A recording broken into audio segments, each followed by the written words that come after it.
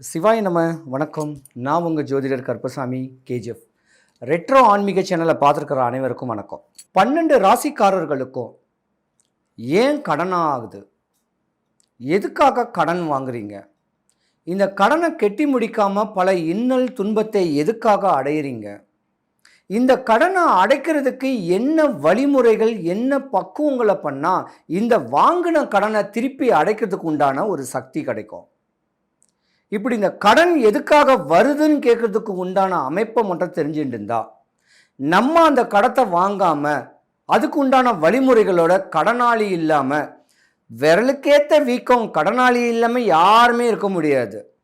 ஆளாகப்பட்ட அம்பானியாக இருந்தாலும் கடன் வாங்க தான் செய்யணும். ஆனால் திருப்பி கொடுக்க எந்த வழியில், எந்த ரூபத்தில் நம்மளுக்கு அந்த கடன் அடையுது, யாருனால எவர்னால எப்படி கடவுள் ரூபத்தில் ஒரு பர்சன்னால கடனை அடையக்கூடிய தன்மை எந்தெந்த ராசிக்காரர்களுக்கு வருது. இப்படி கடனாளியை மாட்டிக்கிட்டு கஷ்டப்படக்கூடிய ராசிக்காரர்களுக்கு எந்த வழிமுறைகளை, எந்த பக்குவம் பண்ணால் இந்த கடன் அடையும் கேட்கறது தான் இன்னைக்கு உண்டான ஒரு டாபிக். மீன ராசி அறம் பொருள் இன்பம் வீடு மோட்ச நிலை அடையக்கூடிய ஒரு தன்மை. சத்திரன் சூத்திரன் வைஷ்ணவன் பிராமண ஜாதி, நெருப்பு நிலம் காற்று தண்ணீர், நீங்க ஒரு நீர் ராசி. கிழக்கு வடக்கு மேற்கு தெற்கு திசைக்கு அதிபதியான மீன ராசி. மீன ராசிக்கு அதிபதி குரு பகவான். இந்த மீன ராசியில 3 நட்சத்திர பாதங்கள் பலமாவே இருக்கு. பூரட்டாதி, உத்திரட்டாதி, ரேவதி. குரு பகவான், சனி பகவான், புதன் பகவான் 3 நட்சத்திர பாதங்கள் பலமாக கொண்ட இந்த ஜாதகர், மீன ராசி உள்ள ஜாதகர் படிப்பில் திறமசாலி.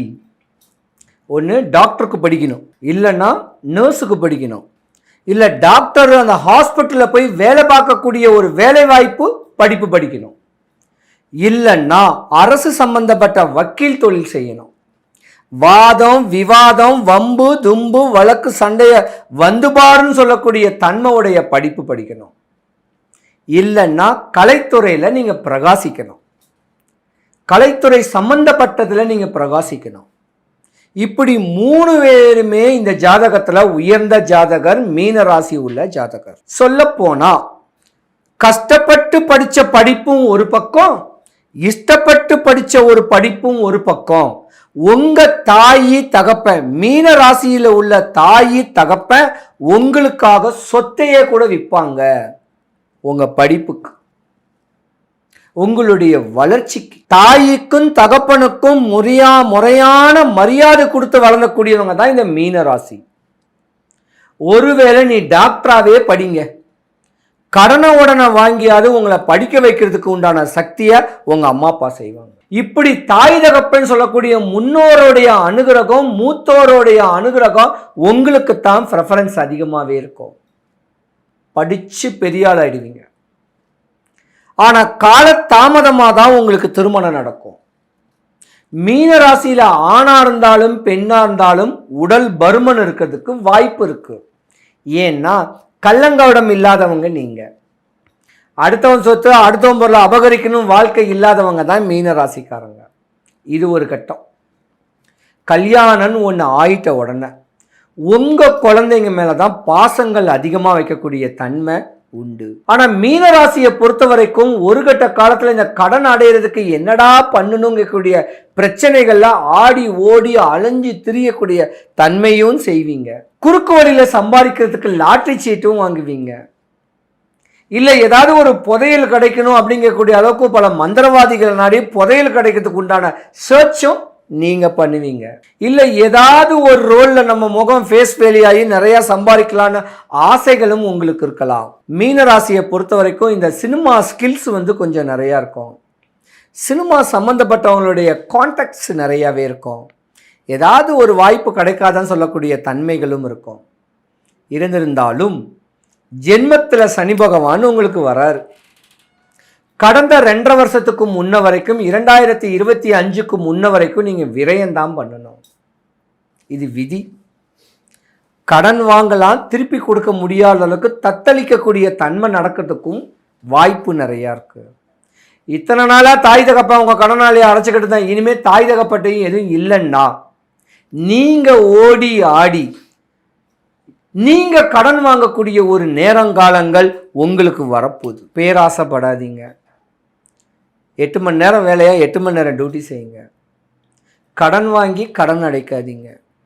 இந்த கடன் யார் மூலியமாவது எவர் மூலியமாவது இந்த கடனை அடையாதான் கேட்டு ஆண்டவனை பிரார்த்தனை பண்ணி ஆடி ஓடி அலைஞ்சு திரிஞ்சிருக்கக்கூடிய தன்மை உங்களுக்கு இருக்குது. கல்யாணம் ஆயுதா கூட கணவன் மனைவிக்குள்ள கருத்து வேறுபாடில் இந்த கடனாளினால ஒரு பல பிரச்சனைகளும் வர வாய்ப்பு இருக்குது.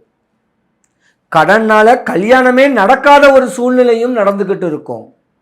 பெண்கள் தாங்க பாவம். சித்தர் ஜாதகம், தவயோகி ஜாதகம் இருந்திருந்தாலும் ஜென்மத்தில் சனி பகவான் உங்களுக்கு வந்திருக்காரு. கர்ம பலனை அனுபவிக்கணும்னு பிறந்தவங்க நீங்கள் இறைவனை முழுமையாக பிடிச்சிக்குங்க. நீங்கள் தான் திருவலங்காடு கோயிலுக்கு போகணும். நீங்கள் தான் வடபழனி ஆண்டவனை பிடிச்சிக்கணும். திருப்போரூர் முருகனை பிடிக்கணும். சிறுவாபுரி முருகனை பிடிக்கணும். ஆறுபட முருகனை ஏதாவது ஒரு முருகனையாவது பிடிச்சிக்கணும். இனி வருங்காலத்தில் எனக்கு வாங்கின கடனை திருப்பி அடைக்க சக்தி கொடு முருகா. கடன் வாங்காத அளவுக்கு என் வாழ்க்கையை கொண்டு போய் என் வாங்கின கடனை அடைக்கிறதுக்கு யார் மூலியமாவது எவர் மூலியமாவது எனக்கு காமிச்சு கொடுன்னு சாமியை வேண்டுங்க. தானம் பண்ணுங்க, இல்லைன்னா தியானம் பண்ணுங்க, தவம் பண்ணுங்க, ஆண்டவனுடைய உங்க கோரிக்கையை கேளுங்க. ஏதாவது ஒரு நாள் இல்லை மாசத்துக்கு 2 நாள் வடபழனி முருகன் கோவிலுக்கு ஒரு கிலோ முழு நெல்லிக்காய் வாங்கி 1 கிலோ போதும். இல்லைன்னா உங்களை 10 கிலோ ஆப்பிள் வாங்குறதுக்கு சமம். அது எவ்வளவு? 1 கிலோ வாங்கினாவே ஒரு 20, 30, 50 கிட்ட இருக்கும். இல்லைன்னா ஆப்பிள் கொடுக்கணும், அது வேண்டாம். 1 கிலோ முழு நெல்லிக்காய் வாங்கி கையில் அப்படியே அரவணைச்சிக்கிட்டு, முருகா என் கடன் அடையணும், நான் இனிமேல் கடன் வாங்கக்கூடாது, என்னுடைய சுபகாரியங்கள் நடக்கணும்னு வேண்டி, தான் ஆசைகள் தேவைகளை வேண்டி முருகனை பார்த்து பிரகாரம் சுத்தும் போது அங்கே நிற்கிறவங்க உட்கார்ந்துருக்கவங்களுக்கு ஒரு நெல்லிக்காய் கொடுத்து என் கடன் அடையணும் முருகான்னு வேண்டி ஒரு நெல்லிக்காவை பார்த்து எடுத்து சாப்பிட்டுட்டு அந்த கோபுரத்தை பார்த்துட்டு கலசத்தை பார்த்து சாப்பிட்டீங்கன்னா யார் மூலியமாவது எவர் மூலியமாவது உங்கள் கடன் அடையும். மீனராசிக்காரர்களுக்கெல்லாம் தனப்பிராப்திக்கு என்ன செய்ய போகிறோம் அப்படிங்கிற 2 கூடைய செவ்வாய் பகவான் நினைத்தால் மட்டும்தான் பணவரவு என்பது கிடைக்கும். செவ்வாய்க்கு உடைய பிரீத்தி என்ன என்று நாம் பார்த்தோமே ஆனால், இந்த செவ்வாய் பகவான் என்பது என்னன்னா ரெட்டு கலர் எல்லாம் செவ்வாய், முருகன் எல்லாம் செவ்வாய். அழகென்றால் முருகனே, முருகனுடைய விஷயங்கள் எல்லாம் செவ்வாய். முருகனுடைய வேல், முருகனுடைய மயில், முருகனுடைய விஷயங்கள் எல்லாம் செவ்வாய் தான். தங்க மயில் வச்சுக்கோங்க, தங்க மயில், தங்க முருகன் வச்சுக்கோங்க. நான் சொல்கிறது கேளுங்க, அப்படியே பலிதமாகும். தங்க மயில் வச்சுக்கிட்டு, ஏன்னா ராசிநாதன் குரு இல்லையா, தங்கன்னா தங்கமே கிடையாது, நம்ம என்ன அவ்வளோ பெரிய ஆளா, தங்கம் மாதிரி ஒரு அழகாக ஒரு பூச்சுடைய ஒரு முருகப்பெருமானோட சிலையை அப்படி வச்சுக்கிட்டு அதுக்கு ரெட்டு கலர் கழுத்தில் துணி, ரெட்டில் ஒரு இடுப்பில் துணி, கழுத்தில் துணி போட்டுருங்க. பட்டு, ரெட்டு பட்டு போட்டிங்கன்னா செவ்வாயோட அனுகிரகம் கிடைக்கும். தினமும் காலையில் இதை இந்த முருகன் எங்கு திரும்பின்னு முகம்தான் முருகப்பெருமான் பாருங்க. இதுதான் அடுத்து இந்த முருகனுடைய விஷயங்கள் என்று சொல்லக்கூடிய ஆயுதங்கள் தான் முருகனோட ஸ்பெஷல். ஆயுதங்களை நீங்கள் கூடவே வச்சுருக்கணும். ஃபார் எக்ஸாம்பிள் சில பேர் என்ன பண்ணுவாங்கன்னா, இந்த வேல் இருக்குது பார்த்தீங்களா, கையில் வேல் வச்சுக்கிட்டே பேசுவாங்க. பிஸ்னஸ் பேசும்போது கூட பெரும்பாலும் இந்த வஸ்துக்களை கூடவே வச்சுக்கோங்க. என்னது, ஒரு ஸ்டிக் மாதிரி வச்சுப்பாங்க, ஒரு ஸ்டிக் மாதிரி வச்சுப்பாங்க, அதே மாதிரி ஒரு வேல் மாதிரி வச்சுப்பாங்க. ஆயுதங்களை கையில் வச்சுக்கணும். 5 குடையவர் யாருன்னு பார்க்கணும். 5 குடையவர் சந்திரன். சந்திரனுடைய அனுகிரகம் என்பது உங்களுக்கு வேண்டும். சந்திரனுடைய அனுகிரகம்னா என்னென்னா, நீர் சம்பந்தப்பட்ட விஷயங்கள் எல்லாம் சந்திரன். அப்போ சந்திரன்னா என்ன அப்படின்னா, உங்களுக்கு வெண்மை நிறம், ஒயிட் எல்லாம் சந்திரன், கடல் எல்லாம் சந்திரன். எப்படியே கடல் எல்லாம் சந்திரன். அப்போ உங்கள் வீட்டில் மீனராசிக்காரங்க கடலை பார்த்துட்டு வர வர வர வர உதாரணத்துக்கு நானே உதாரணம், நான் மீனராசி, அடிக்கடி பீச்சை போய் பார்ப்பேன். எப்போல்லாம் கடலை பார்க்குறீங்களோ உங்களுக்கு பணம் வந்துக்கிட்டே இருக்கும். உங்கள் ரூமில் கடல் சம்மந்தப்பட்ட ஃபோட்டோ, கடல் சம்பந்தப்பட்ட கடல்வாழ் உயிரினம் இருக்கிற மாதிரி மீன், நண்டு, அந்த மாதிரி பொம்மைகள் நான் சொல்கிறேன். பொம்மையோ அல்லது அழகு பொருளோ ஏதோ ஒன்று அல்லது சித்திரங்களோ இருக்கிறது சிறப்பு. 2 மீன்கள், தங்க மீன்கள், 2 தங்க மீன்கள் ஒன்றை ஒன்று இப்படி லவ் பண்ணுற மாதிரி, ஒன்றை ஒன்று இப்படி இருக்கிற மாதிரி, அந்த மீனை பார்க்க பார்க்க காசு வரும். சந்திரன் இல்லையா? அதே மாதிரி கடல்வாழ் பாசி, கடலில் இருக்கக்கூடிய கிளிஞ்சல்களால் செய்யப்பட்ட வீட்டில் கடல் கிளிஞ்சல்கள், இது வரவேற்பு வீட்டு வாசலில் அப்படி தொங்குறது, ஹேங்கிங்ஸு, வெள்ளை கலர் எல்லாமே உங்களுக்கு செட் ஆகும். வெள்ளை கலர் ட்ரெஸ்ஸு, வெள்ளை கலர் சோஃபா, வெள்ளை கலர் ட்ரெஸ் எல்லாமே வெள்ளை, செருப்பு கூட வெள்ளை. எவ்வளோக்கு எவ்வளோ நீங்கள் வெள்ளை பயன்படுத்துகிறீங்களோ அவ்வளோக்கு எவ்வளோ உங்களுக்கு பணம் வரும். நீங்கள் உட்காந்துருக்க ரூமில் உங்கள் முன்னாடி ஒரு டம்ளர் தண்ணி இருந்துக்கிட்டே இருக்கணும். இந்த தண்ணி இருக்குது பாருங்களா, ஜக்கு, இது தண்ணீர், அதான் சந்திரன். ஒரு அழகான ஒரு பாத்திரம், தங்க கலர் பாத்திரம், அதில் தண்ணீரை ஊற்றி அதில் ஒரு சிகப்பு கலர் தாமரையை மிதக்க விடுங்க. இதுதான் சந்திரன். அதான் மீனராசிக்காரங்க பணம் வர்றதுக்கான. அதே மாதிரி உங்களுக்கு பண்ணவே கூடாது என்ன அப்படின்னா, பெண்கள் சம்பந்தப்பட்ட விஷயங்கள், பெண்கள் பொம்மைகள், பெண்கள் சம்பந்தப்பட்ட உருவப்படங்கள், இந்த பெண்களே வேண்டாம். இது எதுவுமே உங்களுக்கு செட் ஆகாது. ஏன்னா சுக்கிரன் இதெல்லாம். நிறைய கண்ணாடிகள் இருக்கிற ரூமு, சென்ட்டு வச்சுக்கிற ரூமு, சென்ட்டு இதெல்லாம் எதுவும் வேண்டாம். சிம்பிளாக இருக்கணும் உங்கள் ரூம். மீனராசிக்காரங்க ஆஃபீஸ் எவ்வளோ சிம்பிளாக இருக்கோ அவ்வளோ சம்பாதிப்பாங்க, நல்லாயிருக்கும். குரு தான் உங்களுக்கு எல்லாம், செவ்வாய் தான் உங்களுக்கு எல்லாம். உங்கள் வீட்டில் மீனராசிக்காரங்க கடலை பார்த்துட்டு வர வர வர வர உதாரணத்துக்கு நானே உதாரணம். நான் மீனராசி, அடிக்கடி பீச்சை போய் பார்ப்பேன். எப்போல்லாம் கடலை பார்க்குறீங்களோ உங்களுக்கு பணம் வந்துக்கிட்டே இருக்கும். உங்கள் ரூமில் கடல் சம்மந்தப்பட்ட ஃபோட்டோ, கடல் சம்மந்தப்பட்ட கடல்வாழ் உயிரினம் இருக்கிற மாதிரி மீன், நண்டு, அந்த மாதிரி பொம்மைகள் நான் சொல்கிறேன். பொம்மையோ அல்லது அழகு பொருளோ ஏதோ ஒன்று அல்லது சித்திரங்களோ இருக்கிறது சிறப்பு. 2 மீன்கள், தங்க மீன்கள், 2 தங்க மீன்கள் ஒன்றை ஒன்று இப்படி லவ் பண்ணுற மாதிரி, ஒன்றை ஒன்று இப்படி இருக்கிற மாதிரி, அந்த மீனை பார்க்க பார்க்க காசு வரும். சந்திரன் இல்லையா? அதே மாதிரி கடல்வாழ் பாசி, அதே மாதிரி குரு சம்பந்தப்பட்ட ஆச்சாரியர் உங்கள் வீட்டு வரவேற்புற வாசல்லையே ஒரு குரு இப்படி உட்காந்துருக்கணும். அந்த குரு உங்களை பார்க்கணும், வர்றவங்களெலாம் அந்த குரு பார்க்கணும். இதை நீங்கள் பண்ணிங்கன்னா உங்களுக்கு சிறப்பு. நம்பர் 3 உங்களுக்கு ரொம்ப சிறப்பு. உங்களுக்கு நம்பர் 5 சிறப்பு, நம்பர் 2 சிறப்போ சிறப்பு, நம்பர் 7 சிறப்பு, நம்பர் 9 சிறப்பு. இவ்வளோ சிறப்பு இருக்குது உங்களுக்கு. உங்களுக்கு ஆகவே ஆகாது 6ஆம் நம்பர் மட்டும்தான். 6 ஆகாது, 8 ஆகவே ஆகாது. 8 பக்கமே போயிடாதீங்க. 8க்கும் உங்களுக்கு சம்மந்தமே கிடையாது. 8நாலே ஆபத்து தான் உங்களுக்கு. இதெல்லாம் நீங்கள் பண்ணுங்கள். மீனராசிக்காரர்கள் எவ்வளவுக்கு எவ்வளோ நீங்கள் கடல், நீர், அதாவது பெருமாள் கோயிலோட குளம் சம்மந்தப்பட்ட படங்கள் அதெல்லாம் நீங்கள் பண்ண உங்களுக்கு சிறப்பு. நிறைய தங்கம் போட்டுக்கோங்க முடிஞ்சா. அப்படி இல்லைன்னா வெள்ளி பக்கமே போகாதீங்க. வெள்ளி நீங்கள் எதுவும் போடக்கூடாது, தங்கம் மட்டும்தான் போடணும். போடலைன்னா விட்டுருங்க, எதுவும் போட வேண்டாம். ஸோ அப்போது சிகப்பு கலர் பேண்டு, சிகப்பு கலர் கையில் கட்டுற கயிறு, அதெல்லாம் சிகப்பு கலரில் பண்ணுறது ரொம்ப சிறப்பு. மீனராசி எடுத்துட்டோம் அப்படின்னா காலபுருஷனுக்கு வேண்டாம் மேடம். இங்கே பார்த்தீங்க அப்படின்னா குரு தான் ஆட்சி அதிபதி, அவரது புதன்ற கிரகம் நீச்சமாகுது, சுக்கிரன் அப்படின்ற கிரகம் உச்சமாகக்கூடிய இடம்.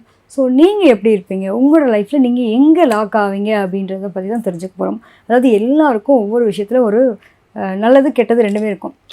யாராவது ஒரு விஷயத்தில் அடிக்ட் ஆகாமல் இருப்போமா? கண்டிப்பாக ஒவ்வொருத்தருக்கும் ஒவ்வொரு அடிக்ட் இருக்கும்.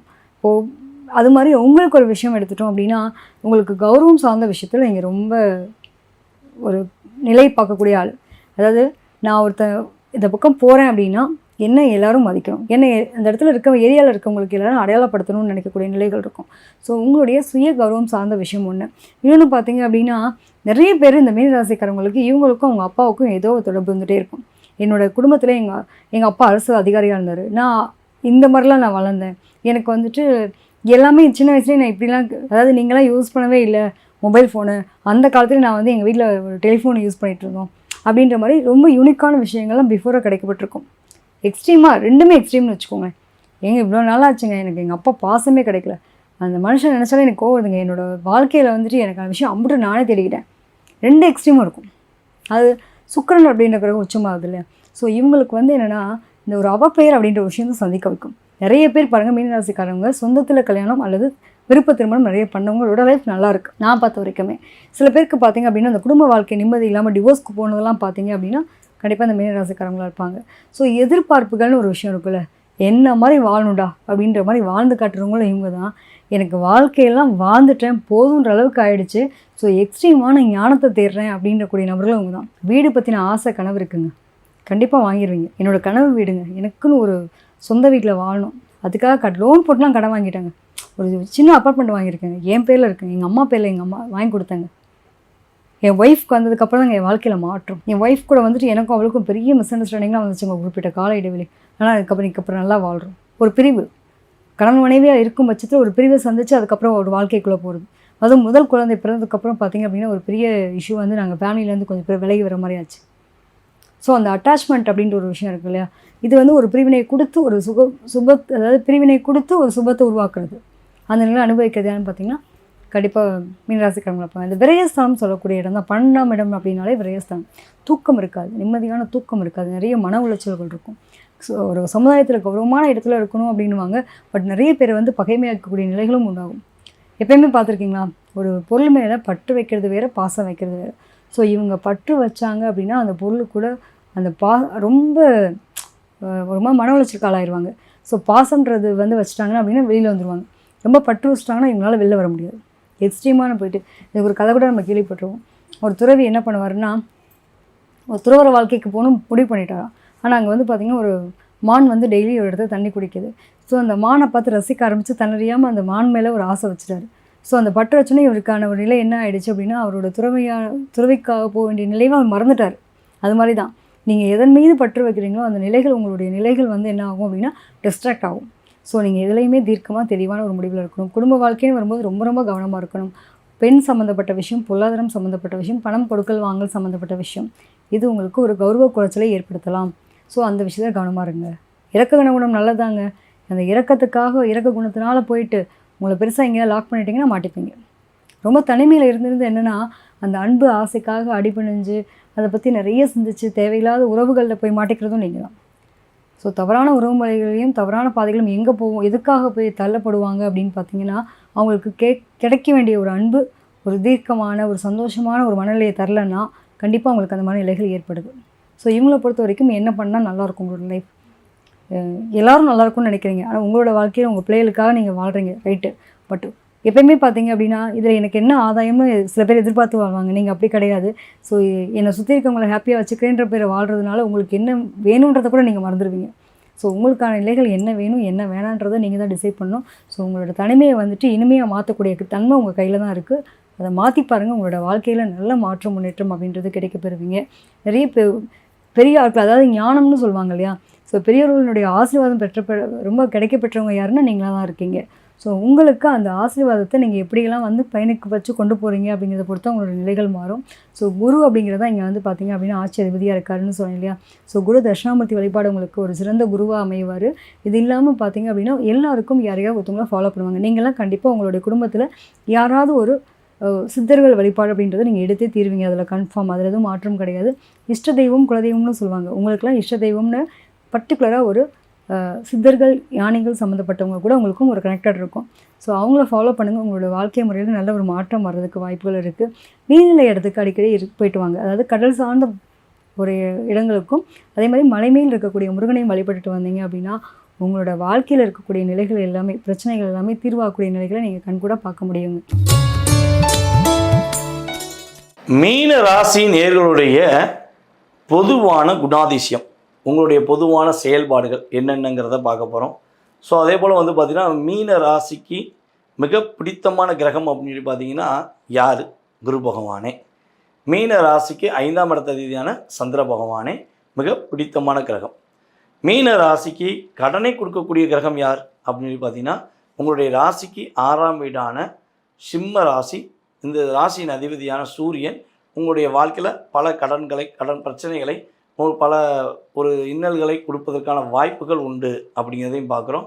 ஸோ அதே போல் சுக்கிரன் பகவானும் உங்களுக்கு சில சிக்கல்களை கொடுப்பார் என்பது, ஏன்னா உங்களுடைய ராசிக்கு 8ஆம் இடத்த அதிபதியாக வரார்ல, ஸோ அவருமே சில சிக்கல்களை கொடுப்பார் என்பது நிதர்சனமான உண்மை. சரி, கடன் இருக்கட்டும், சிக்கல் இருக்கட்டும், இதை சரி செய்வதற்கான பதிவு தான் இந்த பதிவு. ஸோ இந்த வீடியோ நீங்கள் ஃபுல்லாக பார்த்தீங்கன்னா என்ன தெய்வத்தை நீங்கள் வழிபாடு செய்யணும்னு நான் சொல்கிறேனோ அந்த தெய்வத்தை முழு மனதோடு, அதாவது நான் வந்து ஒரு வழிகாட்டி தான், ஓகேவா? ஸோ நான் வழிகாட்டுறேன். ஸோ அதை நீங்கள் முழு மனதோடு வழிபாடு செய்யும்போது நீங்கள் நினச்ச விஷயம் நினச்ச மாதிரி சிறப்பாக அமைங்கிறது நிதர்சனமான உண்மை. ஸோ அதற்கு முன்னாடி நம்ம என்ன பண்ண போகிறோம், உங்களுடைய இயல்பான குணாதிசயத்தை பார்த்துறோம். அதுக்கப்புறம் வழிபாடுக்குள்ளே போயிடுவோம். ஓகேவா? இயல்பான குணாதிசயம் அப்படின்னா கற்பனை திறன் அதிகமாக கொண்ட ராசி மீன ராசி. படைப்பு திறனும் அதிகமாக இருக்கும். ஏதாவது ஒரு புதுசாக ஒன்று படைச்சிக்கிட்டே இருப்பீங்க. இது விட்டா அது, அதை விட்டா இது, இது முடிச்சிட்டோம், இதுக்கடுத்து என்ன செய்யலாம் அப்படிங்கிற ஒரு திறமை, ஒரு புதிய விஷயங்களை ஆராய்ந்து அதை செயல்படுத்தக்கூடிய ஆற்றல் உங்களுக்கு இயல்பாகவே உண்டு. ஸோ மீன ராசிக்காரங்க ஒரே ஒரு விஷயந்தான், அதாவது உங்களுடைய ராசிக்கு 4ஆம் இடத்த அதிபதி மற்றும் 7ஆம் இடத்த அதிபதியான புதன் உங்களுடைய ராசியில் நீச்சம் பெறுகிறார்.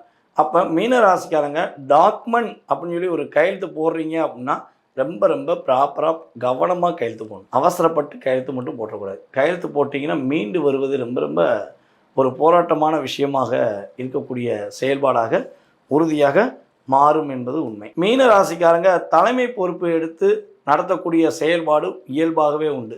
ஆசிரியராக, பேராசிரியராக, அரசாங்க பணியில் பணிபுரிகிற ஒரு மேல் அதிகாரியாக, இதெல்லாம் இருக்கக்கூடிய நபர்கள் வந்து பார்த்திங்கன்னா மேக்சிமம் நம்மளுடைய மீனராசி அன்பர்களாக இருப்பதற்கான வாய்ப்புண்டு. ஞாபக சக்தி உங்களுக்கு ரொம்ப ரொம்ப பர்ஃபெக்டாக இருக்கும். எதையுமே அப்படியே ஒரு ஆசிரியர் எப்படி எல்லாத்தையுமே அப்சர்வ் பண்ணி வச்சுருப்பாங்களோ, ஸோ அதே போல் வந்து நீங்கள் ஞாபக சக்தியில் ஒரு சிறந்த நபராக இருப்பீங்க. காதல் என்றாலே மீனராசிக்கு சிறப்பாக இருக்கும் என்பது உண்மை. ஆனால் காதல்லையே பல பிரச்சனைகளை மீனராசிக்காரங்க சந்திப்பாங்கிறது உண்மை. உங்கள்கிட்ட உண்மையாக அன்பு, உண்மையான பாசம் கிட்ட அப்படியே இறங்கி போயிடுவீங்க. அதுக்கப்புறம் அவங்க கொடுக்குற ஒரு டாமினேஷன் இருக்குது பார்த்தீங்களா, அதை சொல்ல முடியாது. எதுக்கு, ஏன், எங்கே போனேன், என்ன பண்ண, என்ன செஞ்சுக்கிட்டு இருக்க, நீ எனக்கு சொல்லுன்னு சொல்லிக்கிட்டே இருப்பாங்க. உங்களை காதல் பண்ணுற நபர்கள், அது ஆணாக இருந்தாலும் சரி பெண்ணாக இருந்தாலும் சரி, உறுதியாக மீனராசிக்காரங்களுக்கு காதல் என்றாலே இன்பம் அதிகமாக இருப்பதை விட துன்பம் அதிகமாக இருந்ததே கொஞ்சம் அதிகம் என்பதை உறுதியாக சொல்ல முடியும். பெண்களுடைய இயல்பான குணாதிசயம் எப்படி இருக்குன்னா, உங்களை புரிந்து கொண்டு நடந்தால் எல்லா விஷயத்தையும் தியாகம் செய்வீங்க, விட்டு கொடுத்து போவீங்க, அன்பாக இருப்பீங்க. அதே இது உங்களை புரிந்து கொண்டு நடக்கிற மாதிரி நடந்துட்டு உங்களை ஏமாற்றிட்டாங்க அப்படின்னா எந்த ஒரு சூழ்நிலையிலும் அவங்கள திரும்பி பார்க்க உங்கள் மனசு வரவே வராது. வேண்டவே வேண்டாம், இப்படிப்பட்ட உறவு வேண்டாம், இப்படிப்பட்ட செயல்பாடு வேண்டாம்னு சொல்லி செகண்ட் ஆஃப் மைண்டில் நீங்கள் முடிவு எடுத்துட்டிங்கன்னா, யார் வந்து உங்களை பிரைமாஸ் பண்ணாலும் சரி, இல்லைங்க அவங்க நேர்மையானவங்க, நல்லவங்க, உண்மையானவங்கன்னு சொல்லி உங்களை யார் பிரைமாஸ் பண்ணாலும் சரி மாறவே மாட்டீங்க.